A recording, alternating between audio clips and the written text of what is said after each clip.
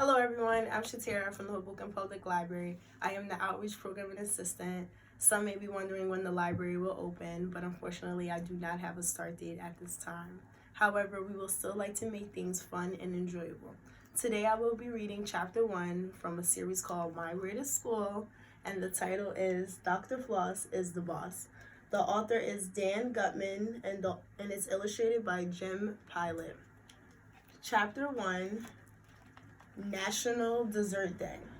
My name is AJ and I hate going to the dentist. Dentists are weird. Why would anybody want to be a dentist? Who wants to stick their hands in people's mouths all day long? That's just gross. I only mention this because the other day, the weirdest thing in the history of the world happened. It was October 14th. We were in Mr. Cooper's class. We pledged allegiance and did the word of the day like we do every day. That's when the weirdness started. Okay, let's get to work, said Mr. Cooper. Turn to page 23 in your math books. Ugh, I hate math. But that's when a voice came over the loudspeaker. It was Mrs. Patty, the school secretary. Attention, students! In Mrs. Cooper's class, she announced. Not again, muttered Mr. Cooper. Please report to Mrs. Cooney's office. Uh-oh. What's about to happen? Mrs. Cooney is our school nurse. She has blue eyes that look like cotton candy yogurt, the kind with no sprinkles. One time she begged me to marry her, but I told her I couldn't because she was already married to some guy named Mr. Cooney. Pringle up, everybody, said Mr. Cooper. We all lined up like Pringles. Everybody was wondering why we were going to the nurse's office. Mrs. Cooney is probably going to check to see if we have headlights, said Andrea Young. This annoying girl with curly brown hair. Headlights, I said. I don't have headlights. Why would we bring headlights to school? Asked Ryan. Who will eat anything, even stuff that isn't food?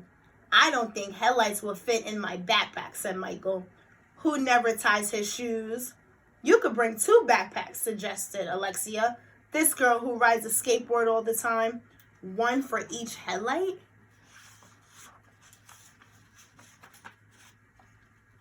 How would you get the headlights off a car? Asked Neil. Who? We called the new kid even though he wears clothes. Not headlights, you dumbheads, shouted Andrea. Headlights. Not headlights? Oh, those words sound way too much alike. Maybe Mrs. Cooney is going to weigh and measure us, guessed Emily, Andrea's crybaby friend. She does that every year. We walked 1,100,000 miles to the nurse's office. Alexia was the line leader. Ryan was the door holder.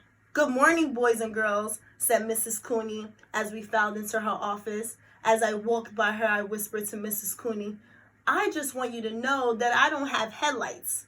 Good to know, AJ, she replied. We sat down on long benches. I had to sit next to annoying Andrea. Are you going to check us for headlights? Andrea asked. No, said Mrs. Cooney. Are you going to weigh and measure us? Asked Emily. No, said Mrs. Cooney. How many of you like going to the dentist? Andrea raised her hand.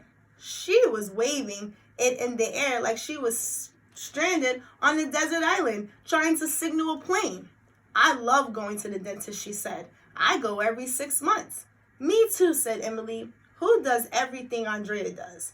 I hate going to the dentist, I announced. Me too, everybody else said.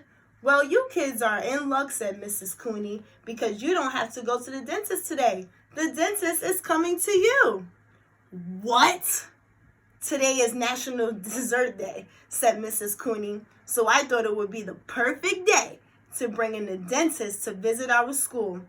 I'd like to introduce you to Dr. Floss. Hope you guys enjoyed the first chapter. Tomorrow I'll be back to read chapter 2. Have a good one.